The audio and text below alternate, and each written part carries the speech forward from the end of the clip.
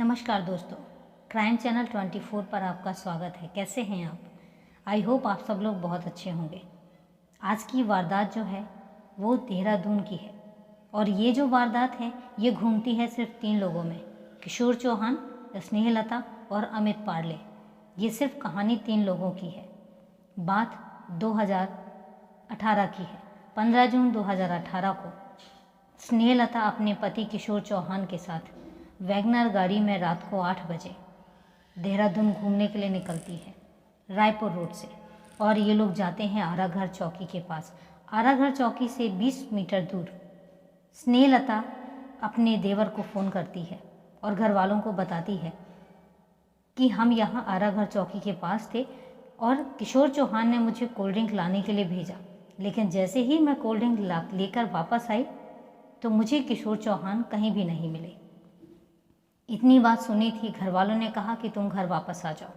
और उसके बाद रात में 9:30 बजे उसने दोबारा से किशोर चौहान को फ़ोन किया तो उसके मुताबिक कि किशोर चौहान ने फ़ोन उठाया और उन्होंने बोला कि तुम एक काम करो, घर जाओ और मैं किसी काम से बाहर आया हुआ हूँ और मैं घर वापस आ जाऊँगा। इस बात की जानकारी स्नेहलता ने अपनी जेठानी को देनी चाहिए, लेकिन जेठानी का फ़ोन स्विच ऑफ था और उसके बाद वो घर पर इंतज़ार करने लग गई। और इसके बाद देर रात 16 जून की सुबह पुलिस वालों का किशोर चौहान के भाई आनंद चौहान को फ़ोन जाता है और वो बताते हैं कि रिंग रोड किसान भवन के पास वैगनर गाड़ी खड़ी है और उसमें उनके भाई किशोर चौहान की डेड बॉडी है और वो लोग उसको अस्पताल लेकर जा रहे हैं। जैसे ही डेड बॉडी अस्पताल लेकर जाई जाती है, जो पहली तहकीकात होती है वो कंप्लीट कर ली जाती है और उसके बाद फॉरेंसिक टीम को बुला लिया जाता है। फॉरेंसिक टीम भी अपनी जो कार्रवाई है वो पूरी करके चली जाती है, जो भी उनको साक्ष्य इकट्ठे करने होते हैं। इसके बाद डेड बॉडी अस्पताल लेकर जाई जाती है। अस्पताल में उसका पोस्टमार्टम करवाया जाता है और पोस्टमार्टम में एक चीज़ निकल कर आती है कि जो किशोर चौहान की मौत हुई है वो दम घुटने की वजह से हुई है। साथ में ही साथ जो उसके शरीर पर चोटें लगी हुई थी उसकी वजह से उसकी मौत हुई है। तो इस पर आनंद चौहान से पुलिस वाले कहते हैं कि तुम एक FIR दर्ज करवाओ। आनंद चौहान एक FIR दर्ज करवाते हैं और उसमें नामदर्ज रिपोर्ट जो है वो स्नेहलता और उसके बॉयफ्रेंड अमित पार्ले के खिलाफ कर दी जाती है। जब ये बात सामने आती है तो पुलिस वाले आनंद चौहान से पूछते हैं कि स्नेहलता पर क्यों, तब वो बताते हैं कि स्नेहलता और अमित पार्ले के बीच में संबंध हैं और इसी कारण से किशोर चौहान की जान ली गई है। अब इस बात पर जब पुलिस वाले सुनते हैं तो पुलिस वाले तहकीकात करने लग जाते हैं और सबसे पहले वो स्नेहलता की कॉल डिटेल सर्च करते हैं। जैसे ही CDR आती है तो उसमें 2 दिन पहले जो बात हुई थी एक नंबर से, उस नंबर की डिटेल निकलवाई जाती है। जब उस नंबर की डिटेल निकलवाई जाती है तो वो निकलता है हरिद्वार के कुशल कुमार का। कुशल कुमार हरिद्वार में पुलिस जीप का ड्राइवर था।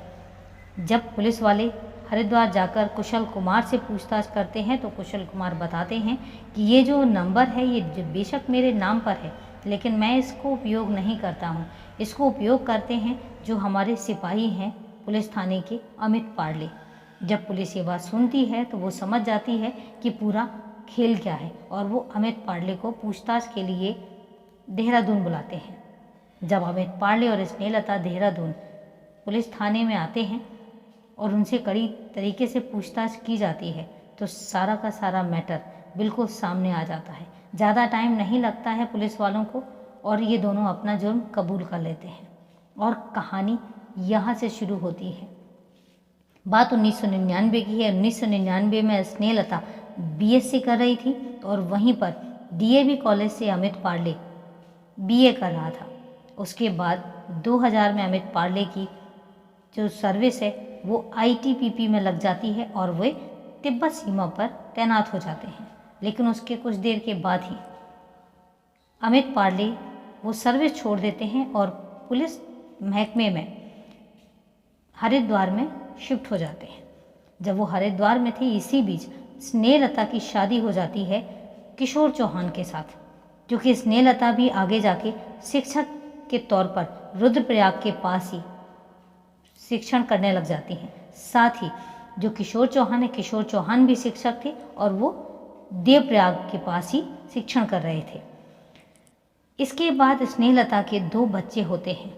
यहाँ दूसरी तरफ अमित पाड़ले की भी शादी हो जाती है और अमित पाड़ले की 3 बच्चे होते हैं, जिसमें 2 बेटियां और 1 बेटा होता है।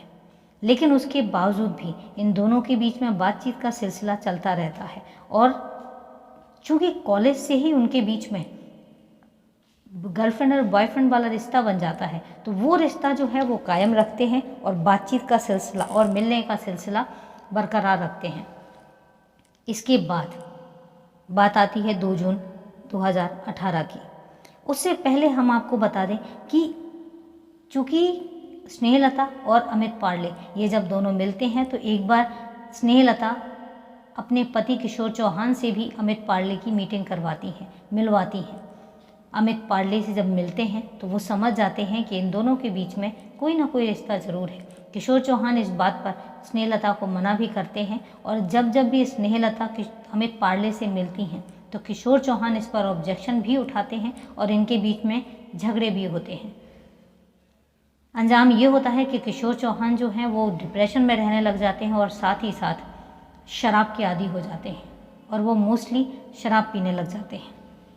और जब उनके बीच में ज़्यादा झगड़े होने लग जाते हैं तो स्नेहलता जो है अमित पाड़ले से कोई ना कोई समाधान निकालने की बात करती हैं और इसी के चलते 8 जून 2018 को दोनों देहरादून में मिलते हैं और देहरादून में मिलने के बाद दोनों ये निश्चित करते हैं कि किशोर चौहान को अब अपने रास्ते से हटा देना चाहिए, क्योंकि उसकी वजह से स्नेहलता और अमित पाड़ले एक दूसरे से मिल नहीं पा रहे थे। इसके बाद बात आती है 2 दिन बाद 15 जून 2018 को। 15 जून 2018 को जिस तरीके से उनके बीच में प्लानिंग होती है, क्योंकि 2 दिन पहले 13 जून 2018 को वो कुशल कुमार का जो आइडेंटिटी पे जो नंबर लिया था उससे स्नेहलता को फ़ोन करके बताते हैं कि हमने किस किस तरीके से किशोर चौहान का मर्डर करना है। इसके बाद जब बात 15 जून 2018 की आती है तो स्नेहलता किशोर चौहान से कहती हैं कि चलो हम कहीं घूमने आते हैं और वो वैगनर गाड़ी पर निकल जाते हैं। उस समय ड्राइविंग जो है वो स्नेहलता ही कर रही थी गाड़ी की। इसके बाद जब वो जाते हैं आराघर चौकी, तो आराघर चौकी के पास ही वो अमित पाड़ले के हवाले किशोर चौहान को कर जाती हैं और इनके बीच में जो भी होता है उसके बाद अमित पाड़ले किशोर चौहान को मौत के घाट उतार देते हैं। जब इतनी बात पता लगती है तो पुलिस वाले FIR दर्ज करते हैं। FIR के बाद चार्जशीट दाखिल करते हैं। चार्जशीट दाखिल करने के बाद जो केस है वो कोर्ट में जाता है। इधर दूसरी तरफ स्नेहलता को शिक्षक के तौर पर बर्खास्त कर दिया जाता है और वहीं पर अमित पाड़ले को सिपाही की पोस्ट से टर्मिनेट कर दिया जाता है। दोनों को दोनों ही संस्थान से निकाल दिया जाता है और इसके बाद अदालत जो है दोनों को किशोर चौहान की मौत के उसमें उम्र कैद की सज़ा दे देती है। दोनों जेल में हैं। अब बात आती है किशोर चौहान के बच्चों की कस्टडी की। तो स्नेहलता अर्जी लगाती हैं कि जो उनके बच्चों की कस्टडी है वो ससुराल वालों को ना देके उसके मायके वालों को दी जाए। तो स्नेहलता के जो पेरेंट्स हैं, पेरेंट्स को बच्चों की कस्टडी दी गई है और यहीं पर ही दोनों ने उच्च न्यायालय में अपील दाखिल की है अपने इसी केस के अगेंस्ट, जो कोर्ट ने फैसला किया है उसके अगेंस्ट। यहीं पर ही पूछताछ में एक बात और भी पता लगती है कि बीच में स्नेहलता ने 2 साल की छुट्टी भी ले रखी थी स्कूल से, medical leave, just because Amit Padle से वो सही से मिल नहीं पाती थी और वो देहरादून में थोड़े टाइम के लिए शिफ्ट हो जाती है। दोस्तों, ये थी पूरी कहानी। हकीकत यही है कि नाजायज़ संबंधों का कभी भी अंजाम सुखद नहीं होता है, इसलिए हमेशा इससे दूर रहें और बचकर रहें, सुरक्षित रहें, सेफ रहें और अपना ध्यान रखें। ये थी पूरी वारदात। आपकी इस पूरी वारदात के बारे में क्या राय है मुझे कमेंट करके ज़रूर बताएं। साथ ही साथ अगर आप चैनल पर नए हैं तो चैनल को सब्सक्राइब ज़रूर करें, साथ में लाइक ज़रूर करें। तो चलिए दोस्तों, मिलते हैं फिर अगले वीडियो में एक नई वारदात के साथ। तब तक के लिए नमस्कार, जय हिंद।